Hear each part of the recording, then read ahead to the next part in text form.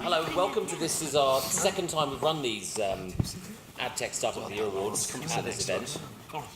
And it's something that I'm sort of really excited and proud to do, actually. It's a kind of a personal endeavour of mine.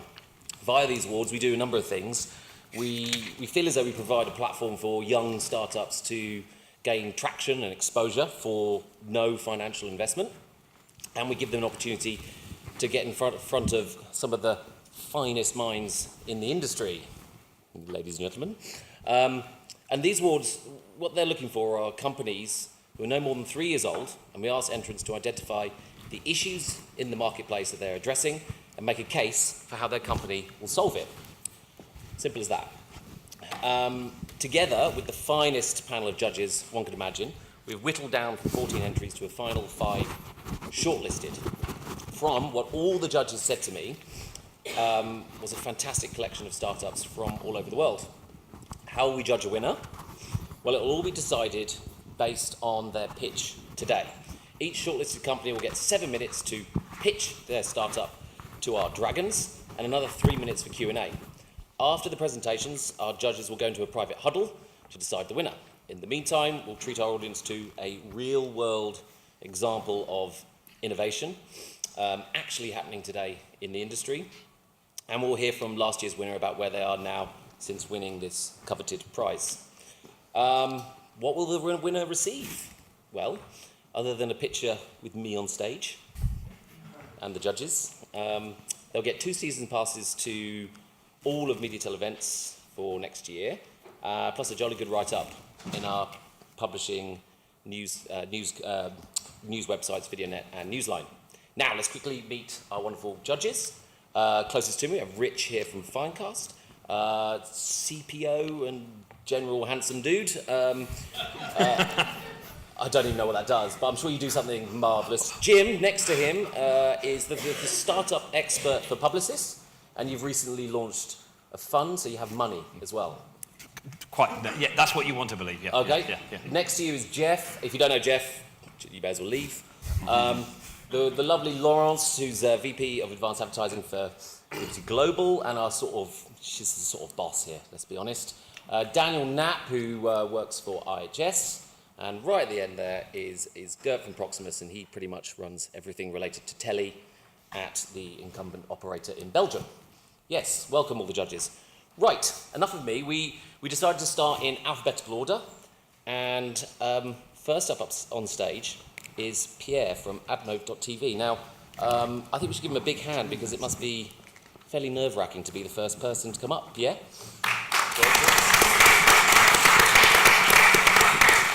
And your 7 minutes will start as soon as you speak. Your choice. Hi everyone. I'm very glad to be here. I have the big task to open this, and actually I'm very glad to do it. I'm Pierre. I'm the co-founder and CEO of adnode.tv, and so we are here to unleash the power of TV. Basically, TV is big. Okay, it's a 6 billion market in the UK. You all know that. 40 billion in Europe. But there is one thing on TV, is that it's being challenged at the moment. And it's challenged because it lacks data on TV. Very simple.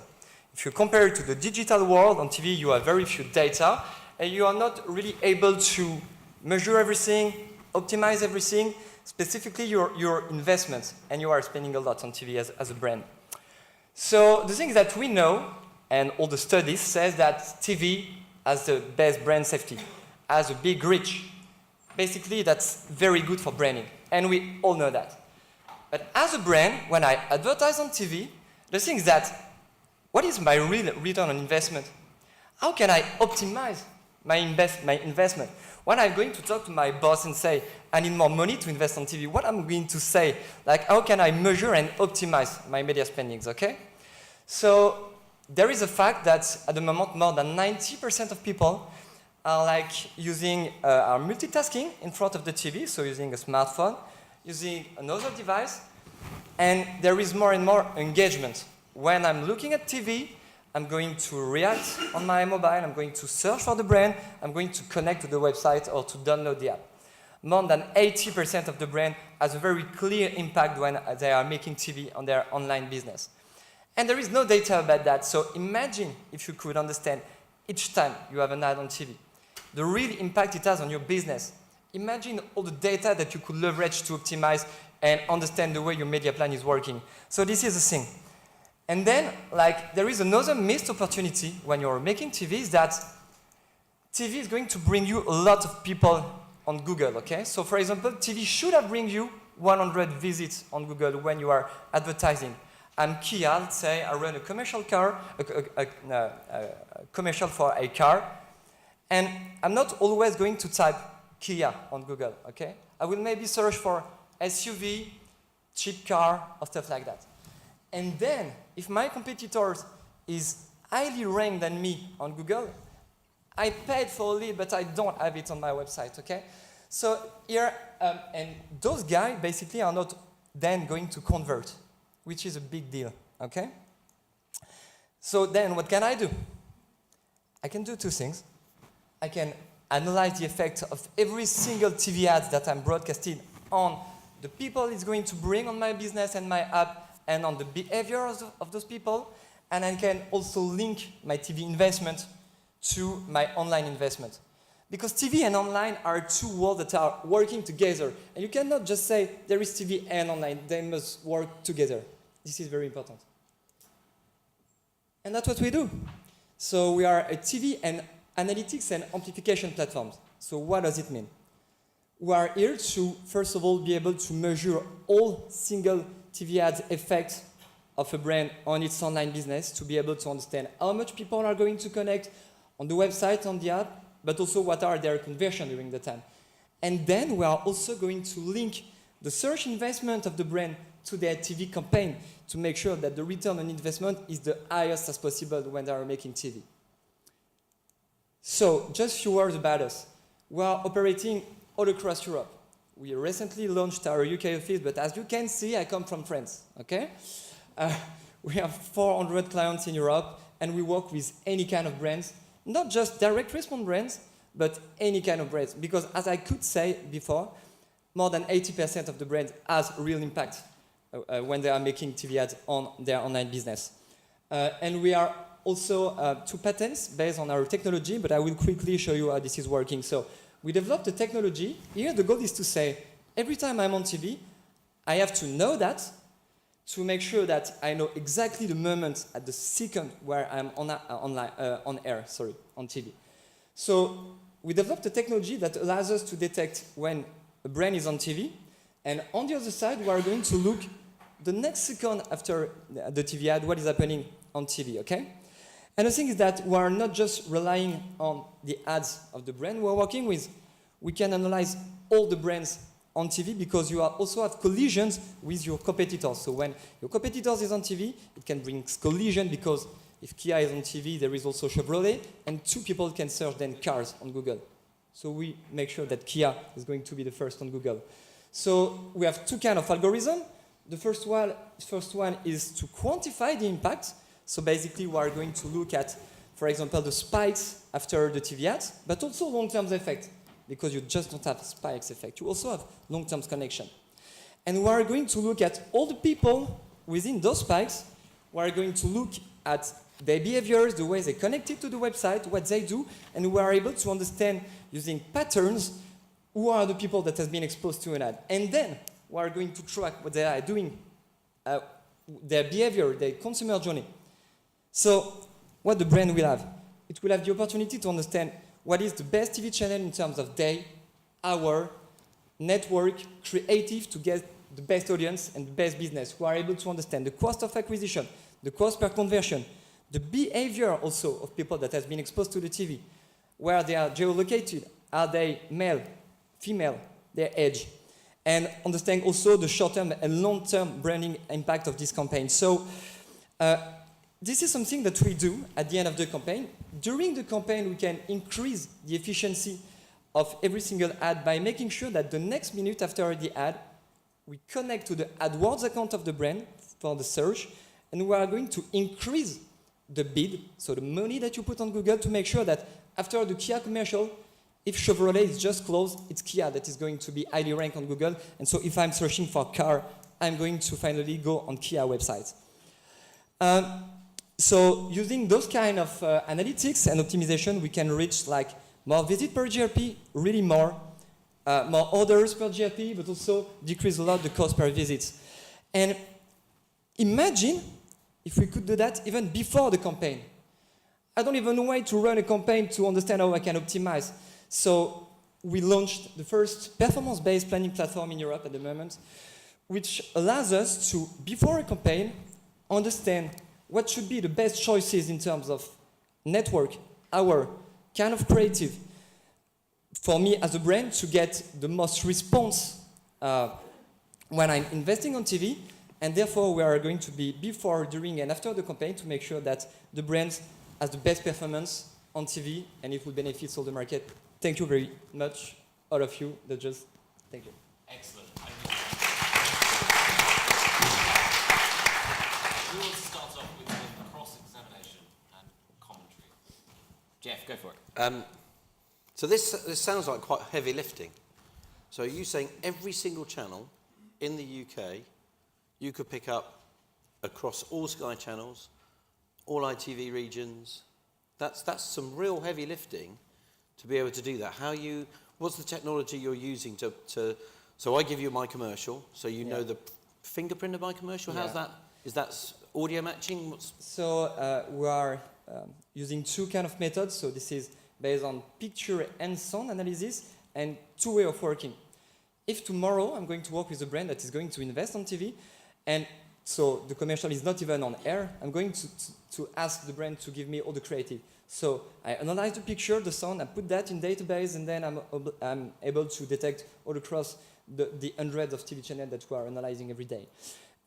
Then every day we have technology that is able to look at the commercial breaks and say, within the commercial break, I know this ad, I know this ad. Oh, this is an ad that I don't know. So automatically we cut this ad. We have a dedicated team that is going to every day increase our database by fingerprinting all the new ads on TV. It means that just the time between the first airing and the time it's on our database between 1 and 2 days, we have a full list and full view of all the ads on TV all across the country that we deserve. So 15 countries at the moment. So, Jim? That's interesting what you said there, because a lot of our clients, they want to know what the competitors are doing as well as themselves. So are you saying that as well as your own brands and your own commercials, you'll be able to see competitive activity with that granular level of detail? Yeah, exactly. So we can say to... No answer, I'm going to ask you for that. Yes. Okay. Rich? In terms of the link from linear TV exposure through to digital impact and effect, you mentioned right at the beginning that second screen was an important factor in that. Are you relying on having apps downloaded to phones, tablets, etc., and that device being in the living room to make that connection on the data? No, in fact, we are relying on the effect that we can see on the website traffic, on the download rates. The next minute after each ad, we can see that there are like really different behaviors. More people are going to connect. Maybe not the same people as before, just the minute after the ad. And using all those information, we are able to process this data and tell you like there is that much people who just downloaded the ad thanks to the TV. Those are those people. So is it fair to say it's a model versus directly attributed? Yeah, exactly. Okay. Yeah, exactly. Okay, I had two questions. Two. Quick. So is your client the brand? So we are obliged and we are delighted to work with brands and media agencies, because if we want to optimize, we need to have both of them. And you talked about long-term effect, but then you talk about 1 minute impact. So how do you measure the long-term halo effect of the campaign? It's a kind of an econometric approach where we are going to look at also the history of the brands, all the media mix investments, and be able to understand that without a TV campaign, it should have had less traffic, so we can understand the level of traffic that he had thanks to the TV campaign. And then we attribute to every ad and make money. Wonderful. I think he did a marvellous job. He's first up on stage.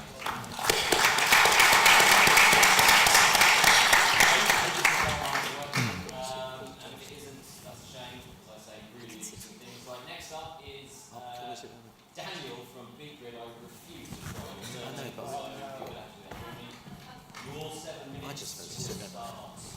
Can I sit down there? Am I allowed to sit? Because I can't see the presentation. Is that right? Yeah. Is that are you close enough for it? Yeah, yeah, fine, good. Can I see? Fantastic. Go on, Laurence. Lawrence, do you want to come here? Yeah, sit. It's not that I don't like you, Jim. Yeah, do you want to borrow these? Okay, cool.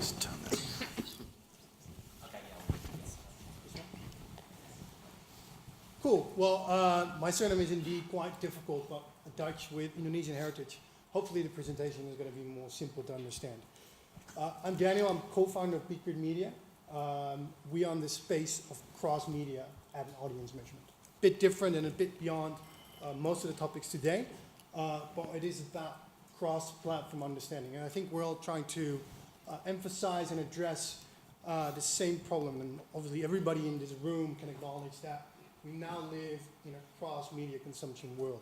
Whether that's TV, whether that's VOD, whether that's the same meaning, I think we're watching linear TV on a mobile device, and that sums it up. So when we look at an example, let's say this persona, let's call her Lucy, for example. What does her day look like, right? How has it changed? I think the amount of linear TV usage has been replaced by some SVOD usage, by other types of video on demand usage. And I think the same goes for radio, right? Some of her radio listening has been replaced by, let's say, for example, the smart speaker. So with that, in that change, I think there are buckets of unmeasured touch points. And these are the touch points that we want to address. When we look at the incumbents of measurement, I think they're doing a fantastic job, but it is the rapid pace of change in the industry that is sometimes hard to keep up with, right? Most of the time, and I'm not only talking about the UK, in several markets that we are working in, it's measured in silos. It's usually based on claimed behavior or it's household level data. So what kind of challenge imposes that to the marketer, right? Who's really working with those ads? It's really hard to understand the effect and the impact on the audiences, right? What is the overlap across these channels, from TV to outdoor to radio, all the way back to the purchase, right? So what we want to do is authentic audience verification and understanding across platforms. How we want to do it is basically with a single source solution, a single product that can measure behaviors not only online, but what's happening around the user throughout the day. So how are we addressing TV, radio, outdoor, store location understanding, purchase understanding, all from a single product? It's panel-based, cross-platform precision measurement. Our focus is incredibly accurate data. And the way we do that is we built our own proprietary audio recognition, ACR technology, that passively resides on our own smartphone apps. And through gamification, we retain and we break through passive technology. And why is it breakthrough? I think what is always a big challenge to make this work effectively and at scale is obviously the battery of an always-on audio recognition on a mobile device. Right? That's something that we've heavily invested in the R&D to crack that nut. The other piece of it is obviously getting it always-on, passive and persistent in the background. The accuracy is second to none, and in some aspects about 50 times better than any other audio matching technology. We created scalable rewards communities, and we do that through gamification. With that, we can quickly scale in new markets through our recruitment methodologies. Recently, we've added industry-leading geotechnology inside our apps, which basically means that from a single source, we can have an understanding how people behave and what they're exposed to from across TV, VOD, outdoor, and radio. Which ads are really driving a better ROI, right? And how does that compare to my competitors? So that means that through delivering that through a dashboard, we can really understand whether your competitor is making a lot of investments at a certain period. We can track those competitors, we can track those audiences, we can track how these exposed audiences are actually moving into your competitor stores. With that, we can also understand how that's making a change on the mobile device. Are they spending more time on the specific social media apps, or are they buying different products? All single source understand all these offline channels which we manage to digitize and understand your ROI, but also from your competitors. So it's a real-time view on, obviously, best media mix, channels, the overlap, and how you're performing, basically benchmarking you against your competitors and your competitor stores. So we see that as the future of data, where it's user-driven, it's enabled, where we unlock value for our users in our apps to get their cross-media data with their full consensus. We're basically globally, we're active in the UK, for example, but we're about to launch in other markets next year. We work with all sorts of clients, from agencies, brands, and in some cases, media owners as well. That's it. Thank you very much. Oh, that's wonderful. And do you know what's even good, better about that? There's a minute and a half left as well, so extra brownie points for that. Who wants to chip in? Yeah. Okay, Daniel. Just a quick question on the ACR technology. There has been, ACR has fallen into disrepute in several approaches, in particular when it was used as Trojan horses in Android apps without consumer awareness. We'll have a much tighter regulatory regime. How are you navigating consumer consent and data protection in your ACR approach? No, I think from the get-go, when we launch a product, we've always had a different view where we want to work with the consumer to help them understand what happens. And I think even before GDPR kicked in, I think some platforms, some technology players came away with just hiding audio recognition in apps. We have a complete different approach. Right? We're clear with the consumer what we do. We enable them to unlock their data for value. And this is the way where we get high quality data, we get measurement throughout the day with their full consent. So is it your own app, or are you bundling your ACR with the... it's our own app. So we have proprietary ACR technology, proprietary apps where we get full quality. And this is probably the harder way of doing it, but at the end of the day, it gives us the best quality, and it basically gives us a long-term opportunity. How do you recruit the panel if it's an app you have to download as a customer? What's my Yeah, benefit? very good question. That is one of the harder parts. However, we've got global partners, panel companies that we're integrated with, and we build our own panels through partnership with publishers, broadcasters, and social media platforms. So they're weighted? Sorry? So the panel is weighted? Yeah, absolutely. And how do you, again, like AdMo, how are you recognizing what it's listening to? Are we giving you our ads and you're picking them up, or again, are you doing what AdMo are doing and recording everything off air? Yeah, good question. So we in some markets, depends on the market, some markets we build our own database of ads, or they get supplied by the agencies or the brands, and the same goes for the locations that they want to track. So a client could come to us, let's say Tesco, and they say, I want to track all of the ads that your panel has been exposed to of Sainsbury's, and I want to track how that's moving those audience into Sainsbury's stores or into Asda or into Tesco stores. So if I want to track channels, I've got to give you my whole channel? No, so we're tracking campaigns. So for us, it's all about campaign tracking, right, rather than channel-based tracking. So the ROI is based... You did say channels, though. Sorry? You did say check the channel? So how no, do you know what the channel is if you've only know what the ad is? So we can apply a different frequency per channel. So it's almost like a hybrid model between audio watermarking and audio fingerprinting.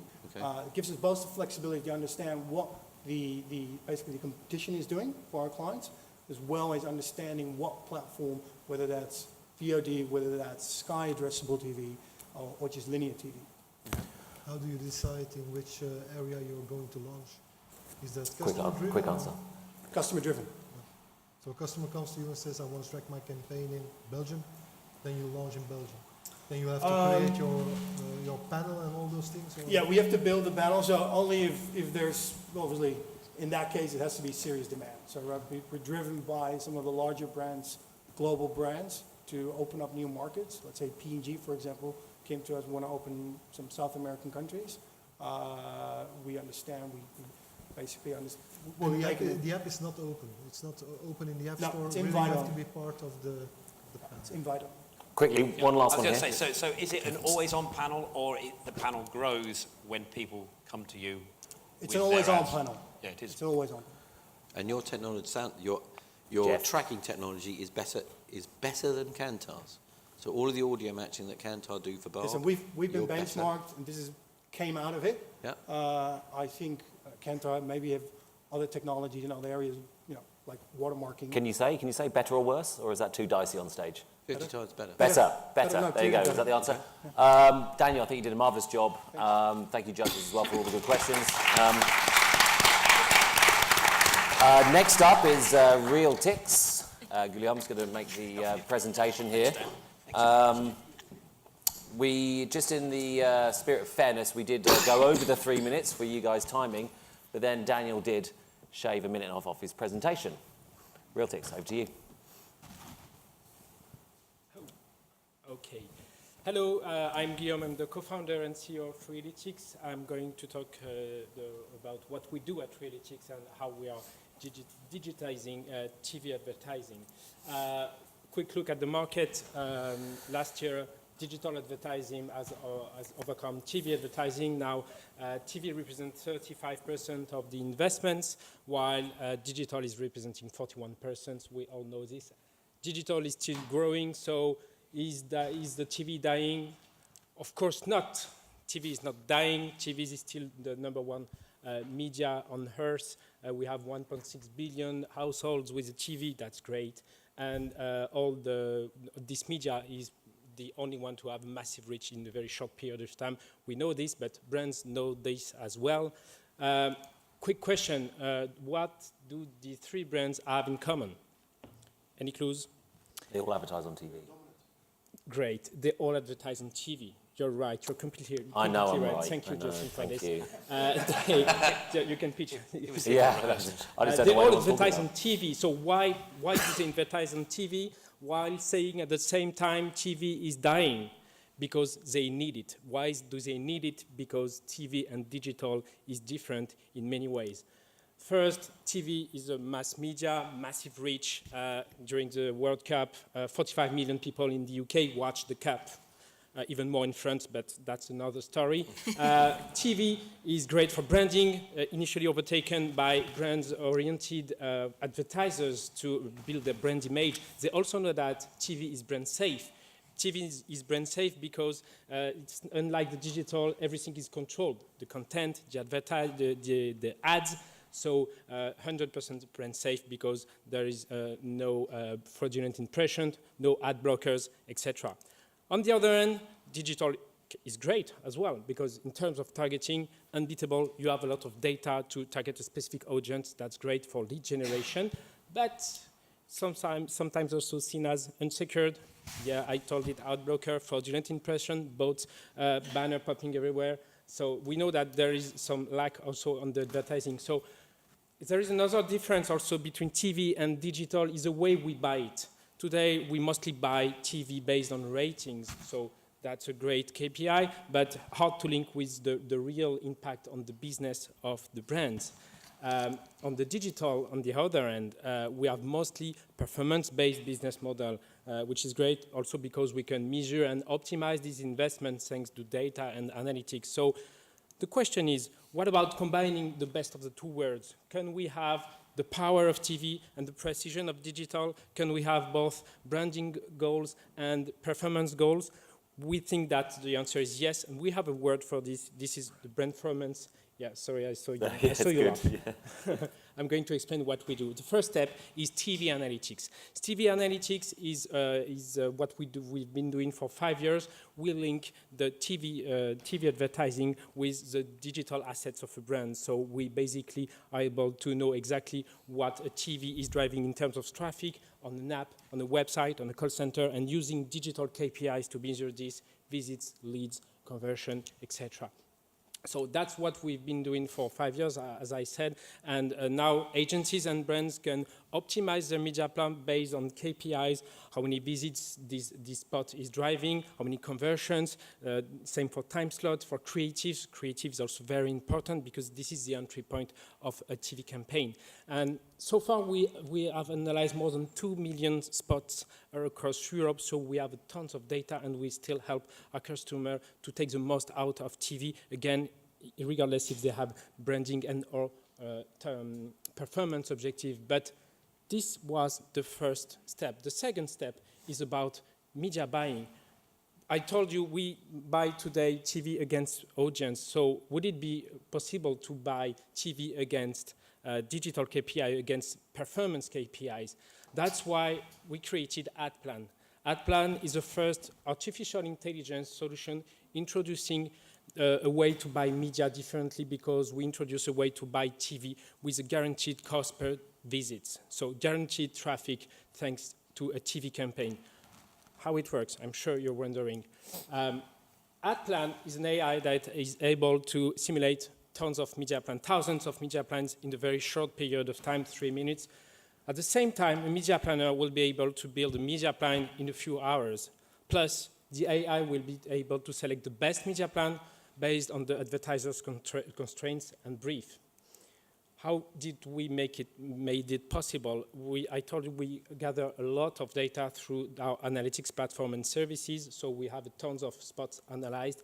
We take into account a lot of different data to build predictive models and data modeling that enable us to build this AI. So on the buyer side, we integrate 180 criteria in these modeling and algorithms, such as the brand, the industry, what is the position in the industry, the creatives themselves, which is again very important, and of course all the media context, so TV networks, inventory, etc.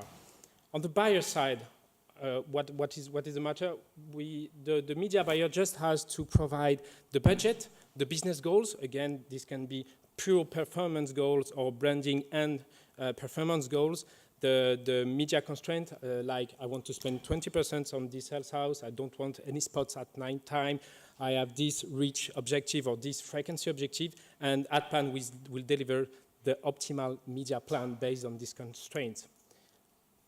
The question is now, does it work? Yes, of course it works. I wouldn't be here otherwise. On the 50 campaigns, we had the opportunity to challenge a media plan built by a media planner and optimized during the campaign by the same media planner. And we compared this to AdPlan recommendations within the same constraints, budget, media planning constraints. AdPlan was able to deliver a media plan being able to generate 32% more traffic for the brand within the same constraints. So that's it. We now have the best of the two worlds. We have the power of TV, the branding aspect of the TV, the precision of digital, and we are able to build a performance-based business model for TV. One last sentence. Beware GAFA, TV is better than digital. Thank you. Okay, stay there. Brilliant. You're not going to lose too many fans saying that in this event. Who wants to kick off with some questions? Okay, Rich.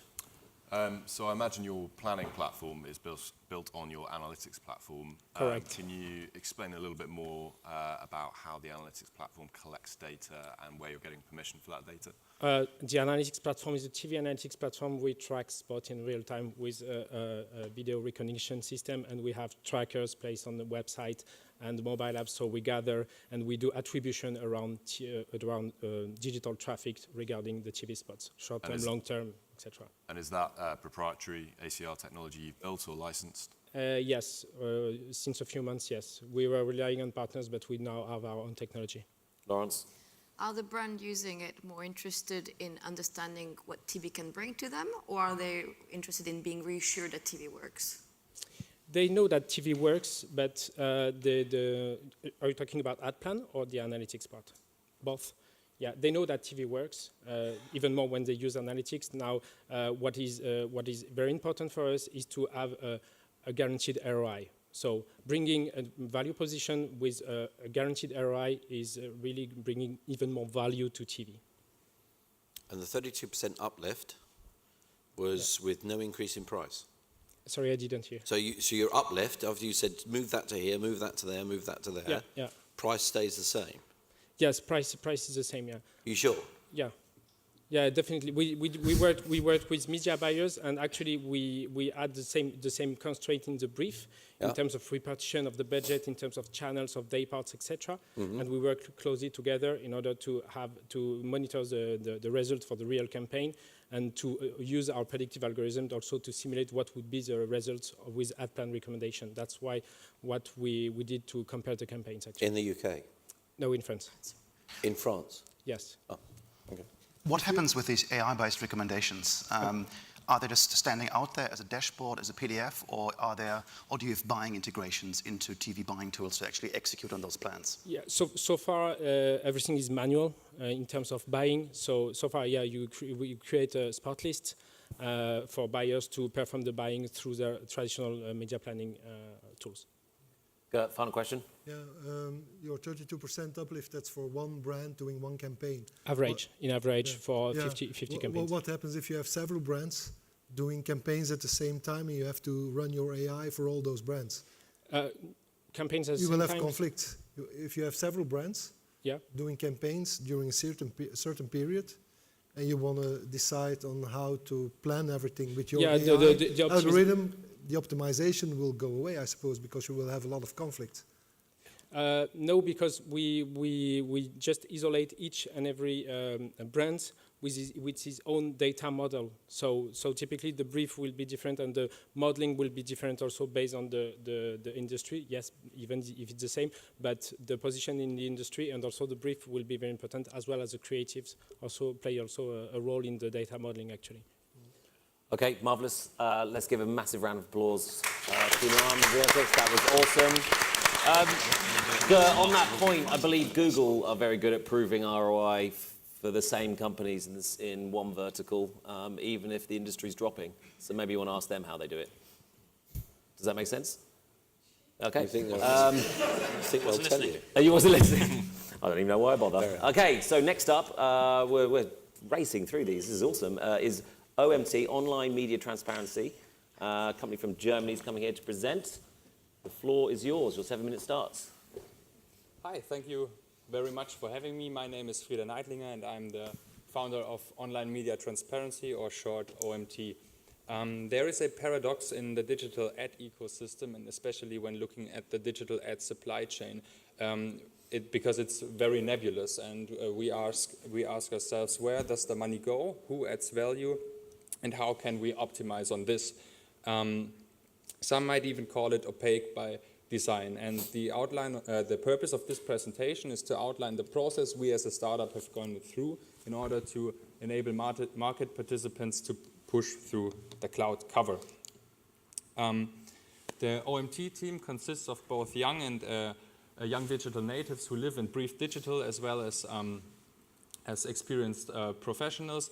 Frank served a lot of time as CFO of Group M in Germany, and Soja is CEO of Denso Aegis. We funded the startup ourselves, and we are supported by a diverse team of software developers and machine learning experts.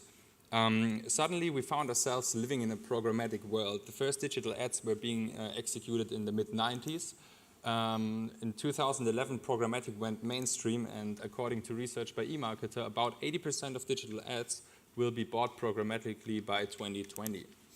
But this causes a lot of friction and problems for our industry as well, because at the moment, agencies are overstaffed but technologically underpowered to meet the ever-increasing demands of programmatic. The data explosion leads to complexity explosion.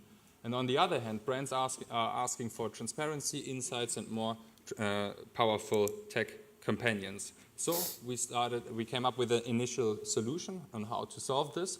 We created a tech solution that enables advertisers to have a real-time audit for programmatic campaigns. And after 1 year on the market and an initial testing phase, we got the following feedback. The advertiser said, "Can you give your tool to our agency? They would love it." And the agency said, "Can we please use the tool? We love it." So we had a challenge because, as you can imagine, it has a certain taste when you try to sell a tool to an agency when you've positioned yourself as an auditor. and we literally had a mountain to cross. So we changed OMT's proposition. We kept the holistic data intake. This is an integration of all available data sources from the programmatic ecosystem, especially DSPs and all third-party providers, that gets harmonized. And then we have also retained the data discovery. This is an automated efficiency and cost analysis of what's happening in the programmatic ecosystem. And we added one thing, and this was the virtual data scientist who helps to orchestrate the campaign according to specific KPIs. And we found out that here we could create the highest value because the heavy lifting of the analytics could be passed to the machines during the campaign setup, analysis, and optimization period. So we had our solution to provide agencies and brands with powerful yet practical decision support via a virtual data scientist that drives process automation and impact. This is how our dashboard looks like, and especially we're looking at the supply chain section where you can see the whole programmatic value chain, who gets what, and this is where the fog gets lifted. But when we deployed the system with our clients, we found out that the right-hand side was of paramount importance for the user, because here he could see all relevant campaign metrics, he could see predictions of future campaign development, as well as an intelligent notification system. And so it was possible even for juniors to evaluate campaigns at lightning speed and to eliminate pain points in a targeted manner. So with all this, we are committed to a new rigor in campaign analytics. On average, we analyze several hundreds of gigabytes of raw event-level data per campaign instead of some megabytes of reporting data that is aggregated data that you pull from DSPs, for example. During the process, over 2 billion data points are recorded, and everything is evaluated fully automatically. And this helps us to identify trends even as they are developing, peaking, and subsiding. But what could we do for our clients? For Deutsche Telekom, our virtual data scientists help both the client and the agency, especially in the very difficult field of landline contracts for business clients. We were able to deliver tangible business outcomes by cutting the cost per acquisition into half. And for Disney, we generate efficiency gains for bespoke video metrics, where the system optimizes on a very complicated a metric that is hard to optimize by hand in the DSP, and it's called cost per audible and visible video view from start to completion. And here we were able to drastically reduce the cost for such a high quality video metric so that the customer has a much higher bang for the buck now. Agencies are also enthusiastic. Quote, OMT allows us to leapfrog from descriptive statistical models right into a new era of applied data science. They take the technologies away so we can focus on what we do best, great advertising.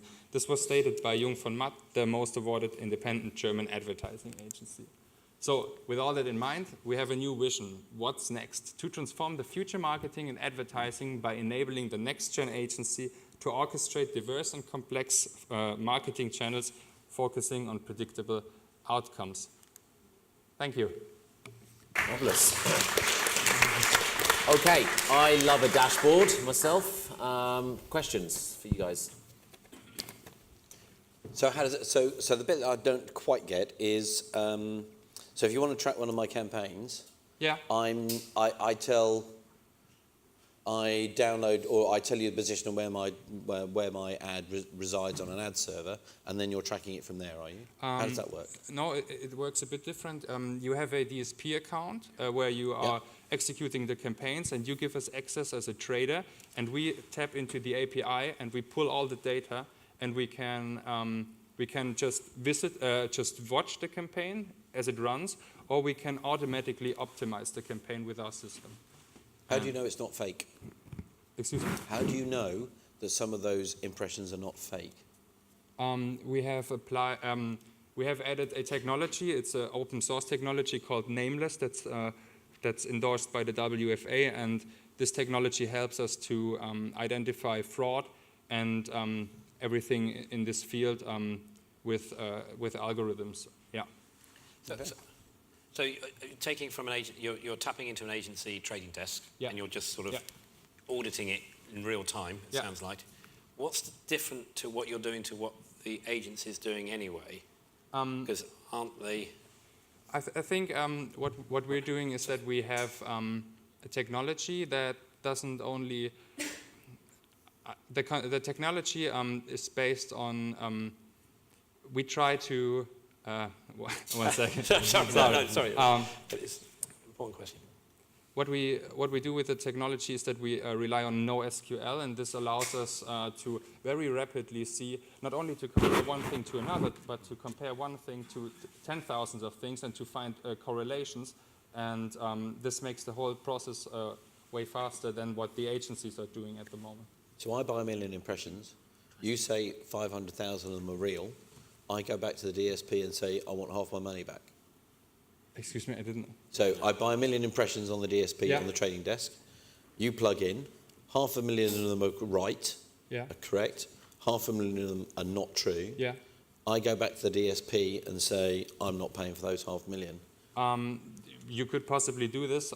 What we would suggest you to do is not only to go back to the DSP, but to tidy up the whole supply chain, because there are so many exchanges in between, and you should block out those exchanges and those publishers who have a high fraud rate. To have a lot of fraud going on. Yeah. We're focusing on this conference now on TV, and the supply chain issues are, of course, endemic to open market digital. Yeah. You briefly had the term addressable TV on there. So how far is what you're offering important for a TV audience or for broadcasters? Okay. Yeah, there are. I think we have to define TV first, because on the one hand there's the linear TV, and on the other hand there's OTT or addressable TV and everything that has a digital feedback loop. And we can optimize on everything that has a digital feedback loop. And with our experience with Disney and other clients, we can say on a with empirical data we can say that TV drives a lot of efficiency, and TV is definitely here to stay in terms of efficiency and business outcomes. Yeah. Is your platform transactional, as in you're making you're analysing and then making decisions back to a DSP and providing bid recommendations, for example, yes. or is it purely analytics based? Yes. Yes, you can. Yeah, the first thing you mentioned. Yes. Right? Yeah. Okay. Thank you. It's yes. Marvellous. And again, in the spirit of transparency, you did have an extra minute there, but then you finished a minute earlier, so you deserve that extra minute. Well, let's give him a big hand. Give him a big hand. I thought like everyone before you did a marvellous job. Now, Mark wants to have a bit of a mince on stage, don't you? This is our final one, everyone. I'm going to demonstrate. Whoa. It's when I say you start. Screen, yeah. It would make it a lot easier. Should we go there? For them. Okay. For sure. You don't get any more time illegally. Okay, your 7 minutes starts now, Mark. Eventually come around to my way. Okay. So, hi, my name is Mark Bamford from Tagflix, and we're all about unleashing the power of smart video. Okay. Now, the problem that we're solving here is quite a simple one, is that audiences can't find the things that they desire inside of video. So when I see something inside a video, I'm like, what's that? I can't really find out what that is easily. And for brands, when they're appearing in video, they have no real way of authentically building that relationship with the audience and actually measuring what the ROI of that instance is. So for us, what we've said is our mission in life is to make everything discoverable in video. So the whys. We are an audience-first business. We are always thinking about what the audience wants to see. And we are a content-first business. For us, it's all about monetizing the video space in itself. Secondly, for brands who are funding so much of the content creation and the advertising market space, it's about measuring the ROI of video and actually then building more authentic connections with their audience from a brand perspective. Now, for the ad media world, of course, what we've basically created is what we call the in-stream or interactive CPM. Now, this is basically the core part of the presentation today. And last but not least, publishers are a vital part of our ecosystem. This is generally speaking our clients, our brands and publishers. This is where the impression comes from. This is normally where the video is viewed. So, the first thing to highlight here is this is a video. You don't notice anything. This is actually a live client of ours. And we're answering this so what question. So when I see that view, I mouse over the video with my finger on the mobile, and I can see where that place is. I can collect it. I can also collect the wetsuit or anything in this video. It can be a place, it could be a product, it could be a thing. But this little asset here is your interactive CPM. This is a new form of ad asset. So then, once I've done that, I go to my collection, I can click on the location, I can now find out where that place was. Essentially, I've solved curiosity within video. Of course, there is a money side to this as well. I can actually then go and find that item and shop it. And we've plumbed in with 63 e-commerce platforms, and I can see that that exact item is that exact item. I can then go and purchase that item, and I share that commission with my publishers. What's important, though, video is video for us, okay? So we can work with a documentary to solve curiosity and transfer knowledge, as we saw, or I can sell an alcohol brand through an influencer video, or I can do a Top Gear type show. Anything goes from this perspective. All video is in play. Okay, it's really important to say we are just cool plumbers. So our clients basically are coming to us and we're delivering them an overlay which plumbs into key video players like YouTube, Facebook. We have our own. We're actually about to go and sign a player in New York which will actually integrate it onto their player itself. And of course then the affiliate networks. So that's where all the shopping stuff comes from. But the magic sauce is really on the insights here. There is a shopping instance here, but it's kind of where you need to take the audience to. For us to drive the ROI for brands, it really is about the insights. So we have lots of dashboards. So basically, the kind of questions we're asking here is because we're measuring 45 different types of instance inside the video frame that the audience is interacting with, liking, sharing, collecting, shopping, abandoning, all these kind of things. I can start telling brands what product or brands are their audiences loving most inside the video frame. Which influencers are actually delivering the ROI for them on a campaign where it's being viewed on social or on their domains. What are the common characteristics of my high-yielding audience? What do they look like? And what part of my video is actually driving sales? There's many, many more questions that these dashboards address, but essentially the bottom left-hand side one there that we can see is really kind of like the pathway to purchase, okay? So we're seeing that so many people are seeing a video, so many percentage are then collecting things, so many people are going to the shop, and so many are actually then buying the item. So this is really the gold dust of marketing for the brands. This is actually data from an existing client. It's actually the client that we saw the video from. So from 1,000 views, we generated 32,000 unique interactions with a product or a brand inside that video frame. These are basically 32,000 ICPMs that someone's opting into to find out what that thing is. So our business model is we're very much aligned with our clients. For us, it's about real-time insights and actually providing those dashboards as a monthly fee. It's about creating the ICPM and the marketplace for that and taking a cut of that. And it's about increasing sales yield from a shopping perspective. And for sure, brand partnerships and making sure brands are actually going to the publishers that can give them the true transparency. So this is really the key question. What's an ICPM worth? Now, very simply here, I'm watching a video. This is and I want to find out what that car is. I can find out exactly that Mercedes car is and link through and actually check out that Mercedes.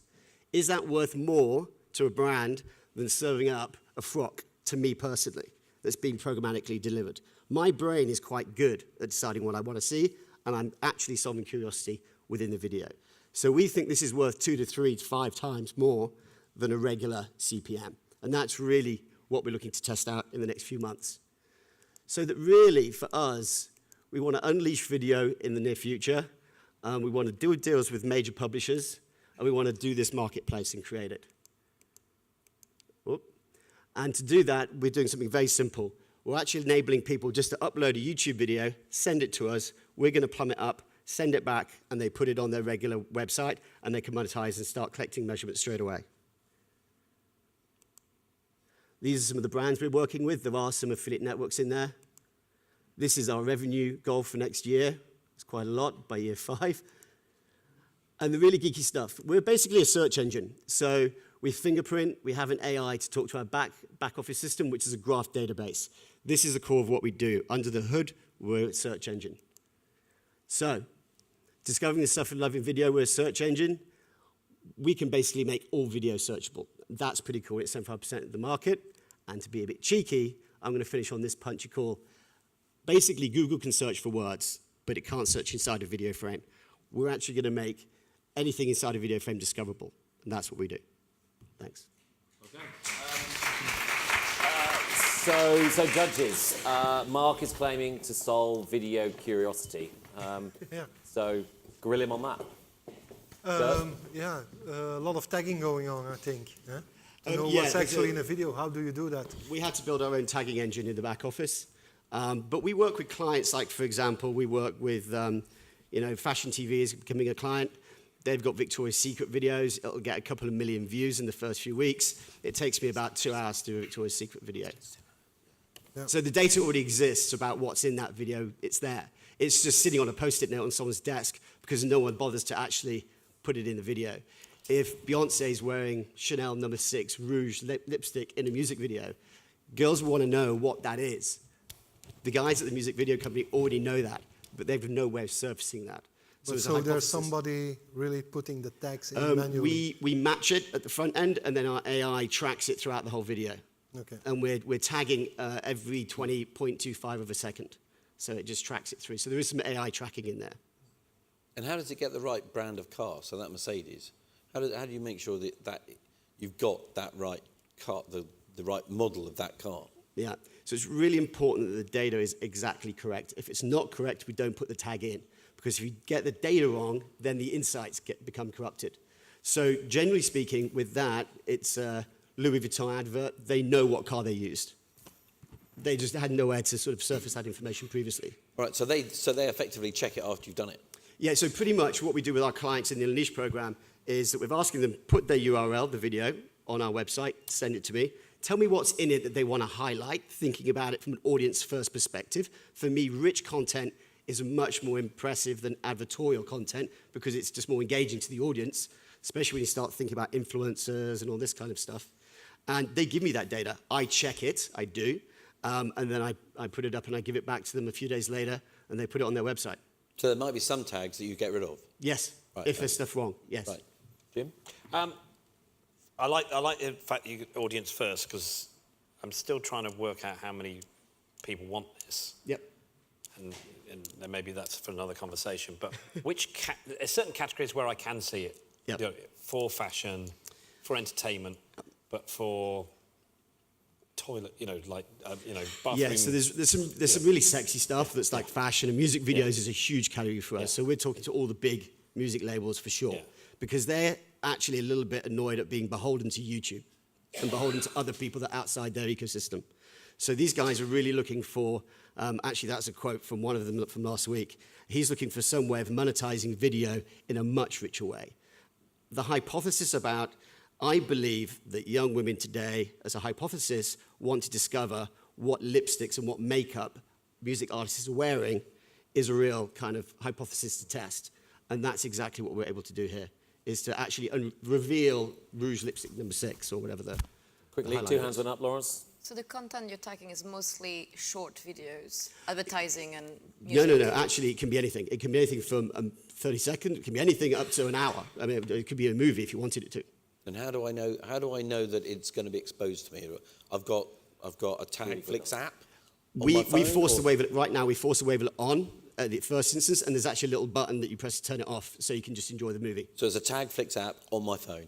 No. This is our digital first business. So actually, it will be on Sky's catch-up TV, or it would be on Vogue.com or Redbull.com or bloggers and video bloggers websites. Very quickly, I mean, you said you're basically turning video into a direct response medium. But is video really the right medium for direct response, or wouldn't it be cheaper for an advertiser to do a smart combination of video and search? Yes or no? I didn't quite catch the question, to be honest. I was going to ask him to repeat it. Oh. So is video really a good direct response medium? or should the advertiser rather go for video plus Okay, search? well, we know video is huge. This has not been done before, so this is new territory. So my answer is got to be yes, otherwise I wouldn't be doing what I do. So I think yes is the answer to that question. Wonderful. I think we all agree Mark did a marvellous job there. If we can give him a round of applause. And indeed all our startups, they put a lot of work in that, and I thought that was absolutely marvellous. Now the judges have a very difficult job now, and Rich is going to lead them to their little room. You guys have 25 minutes to decide the winner, and in the meantime, you are treated to real-world innovation from Channel 4. I believe I'm right. If I can see Neil. Neil, put your hand up. Neil, come on. Don't be shy. I believe, Neil, if you saw the morning sessions, Alex talked about this, and JA talked about it as well. And we've seen this a couple of times. This is an AI creative content solution for linear TV advertising, and Neil's going to talk us through it. Let's give Neil a big hand, and Neil, you can kick it off. Hello, everyone. So yeah, I'm Neil. I'm a data strategist at Channel 4, and I focus on a lot of our commercial innovations. I'm here today to talk about the aforementioned contextual moments, which some people have talked a bit about already. It's a world first for us. We launched it, we announced it back in July to our advertising upfronts, and we basically did an invite there for trial partners. We ran a trial in September or October of this year, and I'm going to talk you sort of through how we did this, some of the results we saw from our lab test, and what the next steps are. So, what is contextual moments? Well, basically, we're using AI to automatically identify valuable contextual advertising opportunities, which enable us to deliver smart context for advertisers across linear TV. It's worth saying at this stage, this is a pure linear TV product at this stage. We're thinking about doing it for VOD later, but it's linear right now. What do I mean by that statement, though? Well, basically, the idea came about for me because I can't watch a programme where a character has a glass of wine and then not want to have a glass of wine myself. So if 8 minutes into Fresh Meat, JP has joined some wine, the next ad break would show an ad for Hardy's Wine or Blossom Hill. It's worth saying, though, we're not doing this for alcohol at this stage. That's just where the eureka moment came from. So there are 3 key messages we want you to take away from this today. 1 is that this is automated and brand-safe contextual, which drives our scaling nuance. 2 is that it delivers enhanced effectiveness results for advertisers, driving recall and positive associations. And 3, this is all driven by its ability to boost memory coding. But first of all, how do we do this? Well, it's basically created using high-concept AI and machine learning techniques. And what I mean by that is we basically take our program data and we pump it through some custom in-house algorithms we built at Channel 4. That primarily starts with the vision data, what's being seen on screen. This is obviously highly, highly simplified. Usually there's thousands and thousands of rows of this data, but this might show you there's a tree or an outdoors, there's a human, there's another human, there's a posho, there's a car or a jeep, all these different things. But that visual data only gives you part of the story. Where you get the real power from this is when you combine that visual data with the sound data. I actually am like in love. She's a beauty. She's unreal. She's a stunner. Rolling around in this in LA? So basically, what's going to happen? We're going to be in the front, you and I, whilst Jamie's in the back, like, making it with Nars. That's going to be sweet. So obviously these guys are slightly idiotic, but they're not really. I've met them, they're absolutely lovely. I'm just clearly very jealous of their lifestyle, if anything. But the point that we're trying to make here is if you just had that visual data, you would not know they were talking positively about the Jeep in that scene. If you just had that sound data, you would not know the Jeep was there. It's that combination of those 2 data streams which make this valuable. So we use both of those. And for the sound data, we basically use NLP, natural language processing techniques, so we can identify the sentiment of that scene to see that's positive and also what is being discussed in it.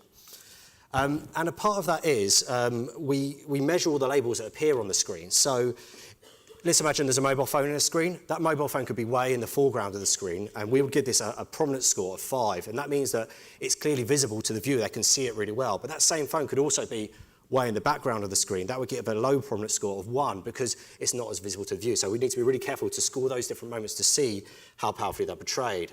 But it's also about the context with which they're portrayed in as well. Are they portrayed positively? So you could have the same phone. The characters could be saying, mobile phones are brilliant. They enable me to take notes when I'm at a conference so I don't miss any of the key bits. Or they could be saying, mobile phones are terrible. They distract me from listening to what's being said on the stage. That would give it a low positivity score of 1.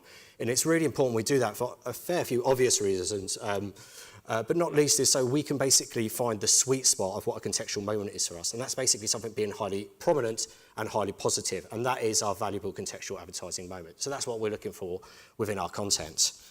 And another reason why that's important is essentially because of brand safety concerns. Take this scene again from Made in Chelsea. It's highly prominent, they're making a nice breakfast, it's positively portrayed, it basically looks like an Instagram filter.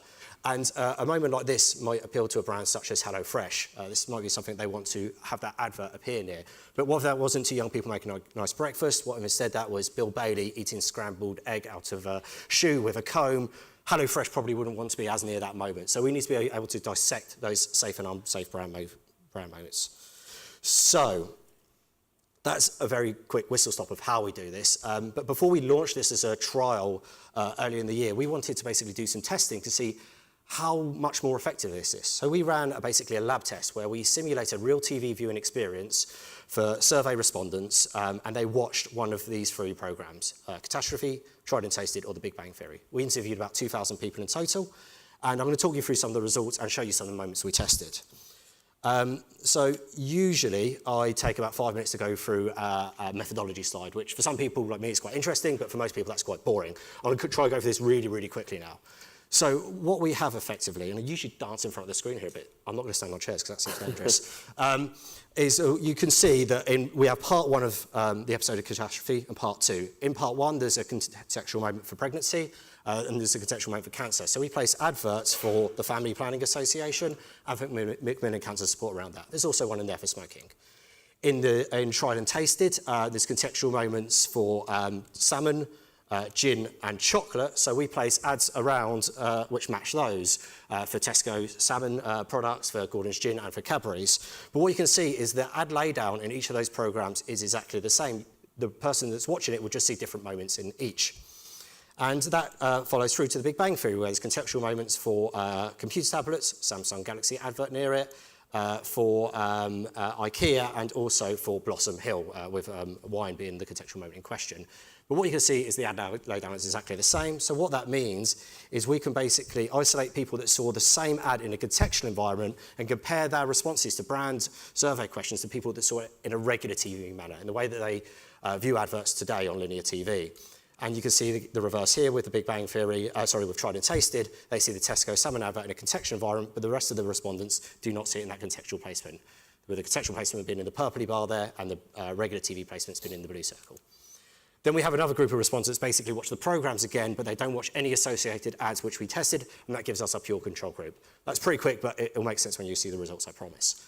But first, let me show you some of the clips that we tested. This is from the brilliant Catastrophe, Season 1, Episode 1. If you've not seen it, watched it, this is why. In April. I'm pregnant. Did you just say pregnant? Yeah, I said pregnant. Do you want me to say it again? Pregnant. I don't understand. I mean, well, I think it's because we had sex about 25 times in a week, and you wore a condom maybe twice of those times. Why did you let me do that? In the heat of the moment, condoms aren't your first thought, but withdrawal is not an effective way to prevent pregnancy. A study estimated that only 55% of pregnancies in the UK are planned. Visit the Family Planning Association online to get informed about all contraception choices and find one that works for you. This message is supported by Durex. So it is worth saying that when the respondents watch it, they wouldn't watch the clip that close to the advert. It would have been the rest of it. It might have been a bit blunt otherwise. I won't show you any clips from Tried and Tasted because they're not as funny. But it's basically a food tasting program where chefs and critics blind taste different dishes and vote for their favourites. I will, however, show you a clip from The Big Bang Theory, something which most people are familiar with, and I'll ask you a quick question on this at towards the end of the presentation as well. Hold on. Are you saying that you want to invoke Clause 209? I don't know what that is, but if it means I can go home and sleep, then yes. Think carefully here. Clause 209 suspends our friendship and strips down the roommate agreement to its bare essentials. Our responsibilities toward each other would only be rent, utilities, and a perfunctory chin-jut of recognition as we pass in the hall. Sup? Where do I sign? Right here. Use your finger. There. Done. All right. That's it. We are now no longer companions, boon or otherwise. We are now merely acquaintances. To amend the words of Toy Story, you have not got a friend in me. I'm gonna go home and take a nap. Yeah, well, tell it to someone who cares.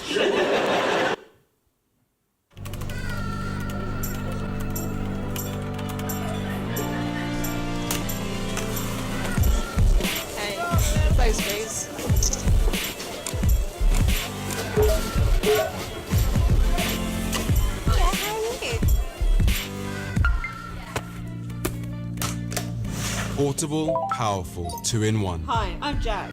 The new Galaxy Tab Pro S from Samsung. And in this week's vlog, So I think one of the interesting things about that clip is it might not have been immediately obvious that the contextual moment question was about computer tablets until you see the advert, but then of course it makes sense. So now some of the results.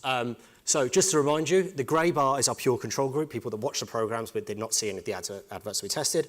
The blue bar is people that saw the adverts but in a regular TV placement, and the purpley pinky bar there is people that saw it in a contextual placement. So when we looked at spontaneous brand awareness, you can see that it's basically a general uplift for how TV performs. That's great, TV still works.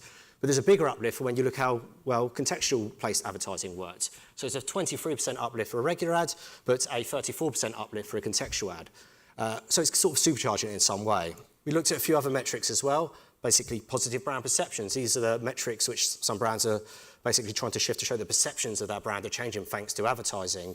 And you can see there's a general uplift here. This zooms in on Samsung specifically, but I draw your attention to the fourth one from the bottom where it says Samsung tablets are used by people who know all about technology. As you just saw from the clip we showed a moment ago, that's tech geeks who know all about technology, and that was one of the ones where we saw the biggest uplift, suggesting it's performing in a slightly different way there, which was quite interesting. I'll come back to that later. But when we look on the average across all of those positive brand perception scores for the 9 brands that we tested, we see there's a 5% boost when shown in a regular TV manner, but an 12% boost when shown contextually, basically doubling the impact. And we also looked at first brand consideration, i.e. the brand that people would consider first in a particular category. There's a 7% uplift for a regular TV spot, but 13% uplift when shown contextually. It's also worth saying that this is based off one exposure to the ad only. Usually when we test these things, it's done across a sort of 2-3 month period with multiple exposures to the campaign, so we'd expect those metrics to grow further.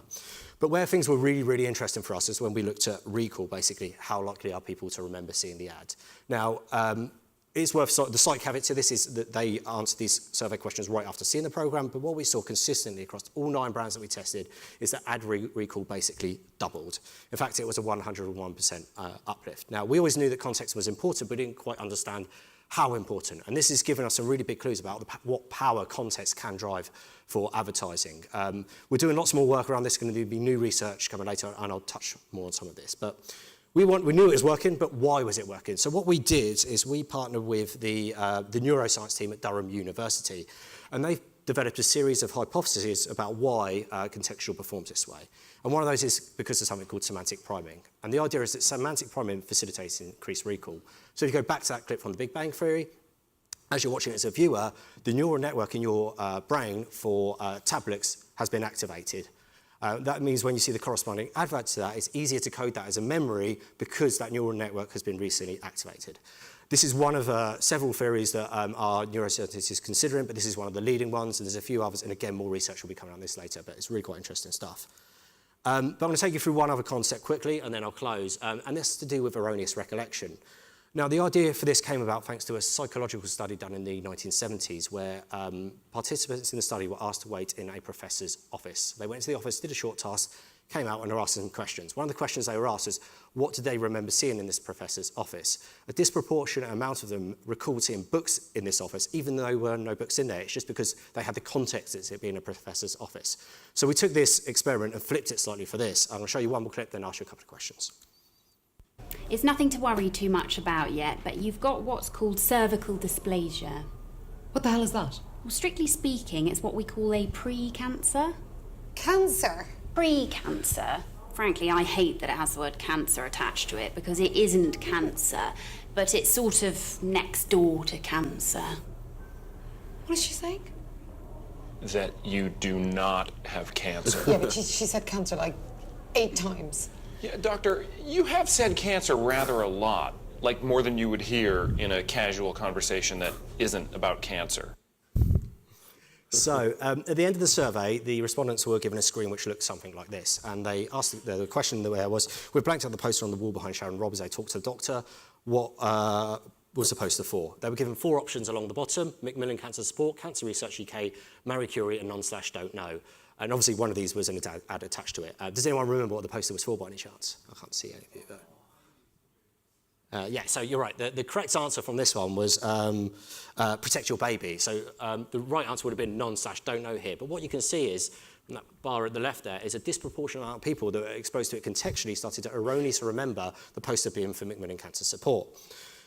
So that was quite interesting. Where it got really interesting was when we looked at the clip you saw from Big Bang Theory earlier. So the question is, Sheldon's talking to Leonard about the roommate agreement, using a computer tablet, which we blanked out. What brand of tablet was it? Again, 4-option, Microsoft, Samsung, Apple/iPad, or non/don't know. Does anyone remember what it was? Samsung ad. Yeah, so wow, that's good. Yeah. So the correct answer on this one was actually Apple/iPad that Sheldon was using here. Again, but you can see a really quite significant proportion, if I can pretend to poke you in the eye, started to remember that it was a Samsung tablet that Sheldon was using. And we think this represents a really interesting opportunity for challenger brands, those brands that aren't necessarily the biggest in the category, but they're trying to gain a bit more territory. So they are the three things that we want you to remember about contextual. It's automated and brand safe, it delivers enhanced effectiveness results, and this is all driven by its ability to boost memory coding. I'm just going to very, very quickly touch on what's happened. So we ran a trial in September and October across 4 categories: food, hot drinks, mobile phones, and dating. In terms of us predicting when these appear in the programs, everything went great. What we're doing now is basically evaluating the results of that. We're announcing 3 new pieces of research which will be shared in January, which measured all the stuff we measured in that campaign. And right now we're assessing the scale with which we think we can get to this and what the appetite from the market is. And we're basically appraising what we need to change with this. The truth is the downstream processes of placing the ads on TV is very difficult. You're taking sort of slightly legacy systems and processes and trying to introduce a new way of placing ads with content that often arrives late in the building. So we're working closely with our ad ops team to overcome some of those hurdles, and that's been the trickiest part of this. And then hopefully in January we'll be announcing our plans for what's next. We're still evaluating the trial, but we're announcing what's next if we'll be continuing this in the new year. That's it from me. I don't know if I'm taking any questions now. If not, my email address is on the screen. Let's give Neil a big round of applause. I have one question. Is this all in on demand then? Because how do you predict? Because if it was a live show and someone has a negative response, like is this all pre-vetted content, I'm assuming? So yeah, effectively it's linear TV only. So we usually get that content way in advance of it's drama, TX. so you know exactly so we do what it in advance. Some of the content we only get in a day before it goes to TX. Yeah. So it's harder to do it for that. But one of the things that we do is that we have a human check every single moment before it goes to TV to ensure ultimate brand safety. So they'll be aware of the context of the programme, and they'll check that before it goes to TV. Nothing goes to air at Channel 4 without someone checking it first. Are you selling this already to advertisers? So we did the trial with 4 partners, and that was just as part of a trial of our regular deals with them. Next year, that's TBC. Okay, wonderful. Right, next up we have last year's winner from the competitions, Jonas from Spot. He's going to come up and tell us all the marvellous things that happen when you win our amazing award. Everyone, let's give Jonas a big hand for coming up here and explaining what's going on.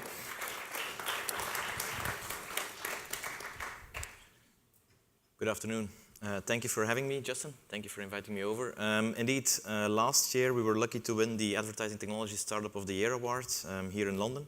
And actually I wanted to give you the, let's say, the story behind what happened in the year after, between last year and today, what has happened to Spot. So with regards to, luckily, the mission has not changed. The mission has been strengthened with proof out of the market, where our mission is still to help clients earn more money through content by putting an interactive and shoppable layer on top of content. Now, the reason why we do that is because we see that there is a convergence between content and advertising, and that we will no longer live in a binary world within 5 to 10 years, especially with the arrival of VOD platforms. Now, for any client, for any marketeer, content has always had a tremendous level of inspiration. There is a tremendous opportunity in brand awareness, brand equity, but it's not always easy to translate that inspiration into action. And I used to be a marketeer myself for over 10 years, and the word that every marketeer wants to avoid is dead end. A dead end in a marketing plan is like a missed opportunity, because the consumer cannot act upon the inspiration, cannot act upon the value that you have created as a brand, as a marketeer. And so what we are doing, we've actually been partnering up with 2 universities, and we are an IMEC spin-off, so we are a spin-off from University of Leuven and University of Ghent, in order to use state-of-the-art artificial intelligence to actually enrich video and pictures with metadata, where the type of metadata that we add can be metadata linked to detail pages, but can also be metadata linked to social media, Instagram profiles, for example. And so we bring that metadata to the consumer through different front ends. Why? Because our technology is 100% in the cloud, and so any device that can connect to the cloud can make calls upon our metadata. And this is an example for one of our clients, Nike, where Nike used to be only a brand. Today they become a brand and a publisher and a content creator. Why? Because Nike, they realized that in order to engage their audiences, they need to start creating their own content. And in this case, for Nike Skateboard, this was content with cool skaters that love to skate but hate to sell. So actually the briefing was, how can we use technology to get an authentic endorsement from these guys so that they don't need to tell at the end of the video, buy this, that you can just discover, search, find throughout the video.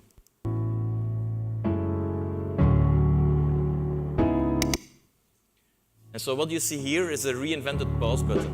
A reinvented pause button where consumers watch more and more content on mobile. And as you turn your cell phone, you pause the screen, triggered by the gyroscope, and you see all the metadata linked to that frame. We have the metadata specific frame per frame, where the inspiration is, of course, in the video, and you bring the shopping experience one step closer to the consumer, so that the consumer can actually discover all the items within the video. And as a result, an authentic endorsement, and of course, tons of data that are being captured about the interactions, about the inspiration, and about the actual actions. Since last year, we've been picked up by two big corporations. One of them is Publicis. Publicis has a program called Next Tech Now, where we've been selected as being one of the 30 companies that they present to brands in content marketing strategies. Another partnership which is even more impactful is Microsoft. So we've been picked up by Microsoft as being one of the technology partners for the media and the retail segment. Microsoft has defined 6 segments in which they want to gain the cloud war, let's say, and they approach the market in each of these 6 segments with partners that have an added value to the needs of those clients. And so we are the partner for Microsoft in retail and media segment. Now, what are the results? What we see is that viewer engagement from lean backwards to lean forwards doubles, which implies that sucking your viewers into the video, engaging your viewers way more, that you immediately have an impact on your return on investment as a marketeer or as a content creator, because you spread it out over double the amount of attention. Next, an interaction rate of 60%. Interaction rate of 60% implies that 60% of the viewers hover over one of the items and come in contact with one of the products or with the brands being featured in the video or in the picture. And a 40x click-through rate. If you compare to traditional banner campaign, click-through rate of 0.25% is a good result.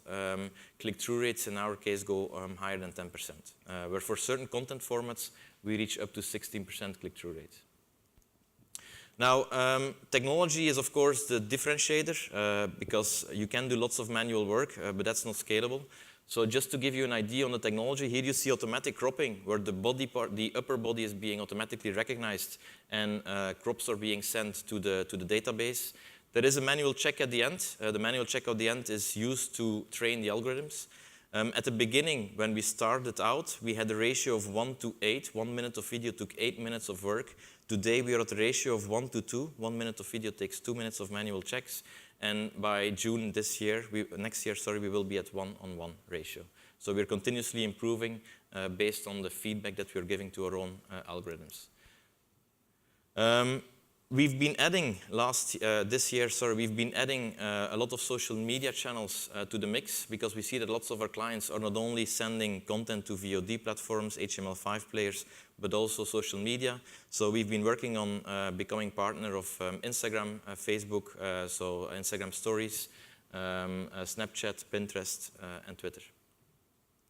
And of course, the aim is to give the marketeer an overview of the efficiency of his content strategy over the different platforms so that he can actually recognize what platform is working better, but also if you've got a mix of 10 different influencers, 10 different vloggers, which of these 10 is generating more revenue for me, than any of the other ones. So we go up to the level of conversion funnels for every of the items, which of course gives the marketeer or the client a lot of data for future content productions and future content strategies, and even allows him to real-time adapt owned paid media percentages, where he can put more paid media behind those content pieces that have actually proven to work in an organic fashion. Why do we do that? We do that because we see all our clients understanding the importance of content. The value there is in content is the value to inspire people. What we do is we use technology to go from inspiration to action, from attention to intention. And here you see an example for one of our other clients, IKEA, in combination with MTG in the Nordics, where IKEA has these type of videos where they have more than 130 products, and the consumer can choose at his own pace which products he wants to discover during the video.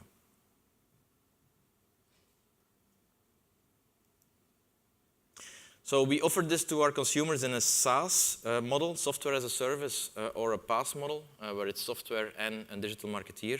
In a SaaS model, the client actually gets access to the platform. He can upload his own content. We have API integrations with existing DOMs like Sitecore, Aprimo, Binder, which implies that our client can actually push his content from one DOM platform to our platform and publish it straight onto his front end.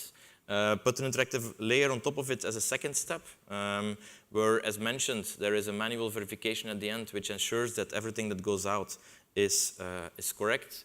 And then a client can share to their audience and track performance and optimize their content strategy mix in real time. And so what we see in society is there is a shift away from attention, because all our consumers have only 24 hours a day. So there is a shift from attention to intention. So it's not important to grab the attention from your consumer, it's to translate that attention into a concrete intention. There is a shift from data to insights. I think I know all of my clients sits on tons of data. So big data is not, let's say, hot anymore. It's all about how can you translate relevant insights from this data so that I can add value from day one. And 3, it's about moving from a fluffy content strategy that works very well on brand equity, brand awareness, into merging sales and marketing so that they can actually generate sales linked to their content strategy. And this is true for brands, for publishers, for content creators, where the common denominator between these 3 is that they are all in the industry of creating content, and they all have their own audience. And that is, for us, a client.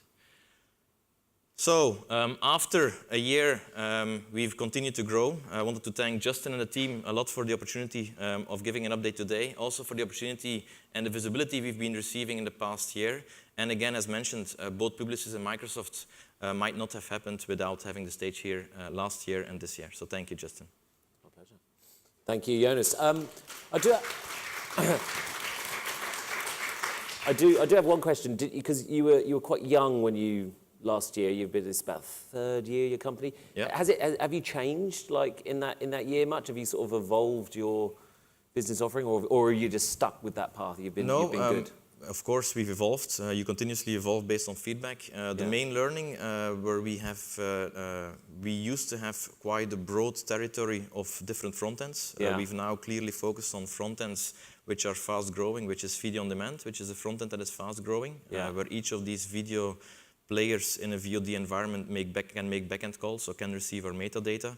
And from a revenue perspective, we have actually learned that going straight to brands who are also becoming content producers can actually shortcut a lot of conversations, and that closing time might be quicker with brands. Well, I noticed that with a lot of the startups here. They actually sell directly to brands. I think most of them do. And then last year, the difference was a lot of them were media owner direct business sales. So. Correct. Maybe that's a message. Well, let's give Jonas a big round of applause. I know this is the... thank you very much. I think this is the bit that you've been waiting for. The judges are waiting in the wings. We are going to reveal our winner. If the judges can come on stage, I see you poke your head round the corner there. Don't be shy. All of you can come. I can just make up a winner if you like, based on the best haircut, but I don't think they'd like that. Mark, you would get that, clearly. Okay, they're not here, so you're going to get a tap dance from me if you're not careful. No, we've got the door going. Give me 2 seconds. Oh, here we go. Oh, give the judges a big round of applause. Come on, here they go. Sorry. You have to excuse my mobile phone use during the presentations, but I'm actually getting feedback from them, and I know they've had a torrid time. Lawrence, again, are you going to reveal your findings? Should I sit down? Or? No, I think you should stand there. And also, let's bear in mind when you do hand out, we have got a photographer here who's going to take a photo. Right. Hello, hello, hello. So first of all, congratulations to all the participants. I was a startup once here, so I remember how tough it is, and you have a very tough audience of experienced professionals. That's not me, but judging you. So well done, everybody. It was a very close race. So as last year, I will go with the feedback on all of them before I disclose the winner. So AdMoTV, I think, Pierre, we like your analytics and amplification pitch. I think some of the agencies are already using you when they had problems with the lead advertiser in the market. I think what we're a bit worried about is the heavy lifting on the ACR. And I think your pitch personally yesterday at the ECTA was a bit better. So make sure you rehearse and in English. Realytics, Guillaume, we also like, sorry, this is the order of where we took it. So Guillaume, we also like the fact that you measure performance. You cheated a bit because you said you had been here for 5 years in the market, and we said it was 3 years for the entry, but we don't count it for that because you actually, you kind of pivoted into a more ad performance and adding value to the media buyers.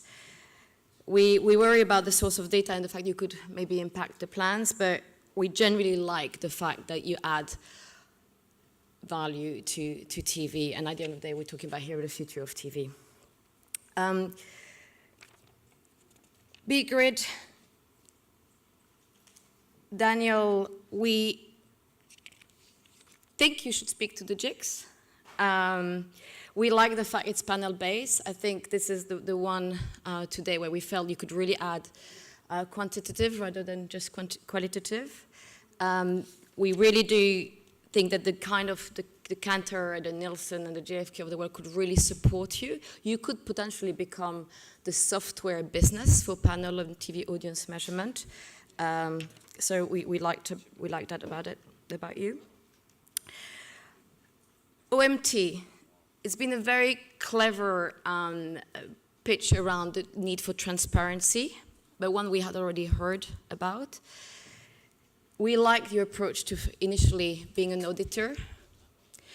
We wonder whether when you start moving to an optimization tool, you can really add value, because at the end of the day, you'll optimize the plan, not what people can buy. And we also worry about the scalability. But we really do see the ad forensic opportunity. And if you start in the German market, which is really tough, you'll likely succeed. TagFlix.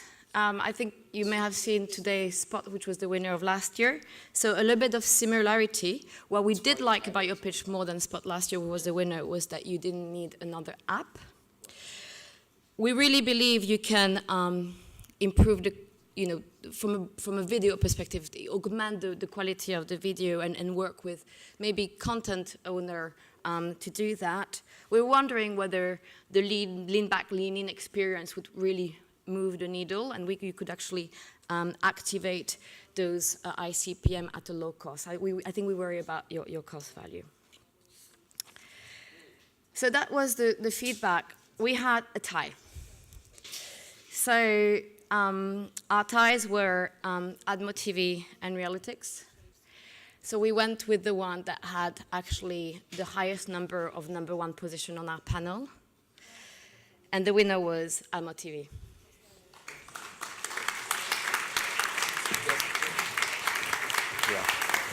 If you can come over, you go over here, you stand over here, you stand over here. There you go. Guys, I know it's break time. We're going to take some photos, but if we can give a massive, like, there's a lot of work that goes into this. There's actually two more judges who are not here. We've got Vodafone and a VC who are based in the US as well, because we want the US market sort of represented. But all the shortlisted, like, put so much work in the entry forms and the presentations. Please give them a big hand. Please engage them over the 2 days as well, and have a good break, and we'll see you at 4 o'clock. Thank you very much indeed. Cheers. Well done.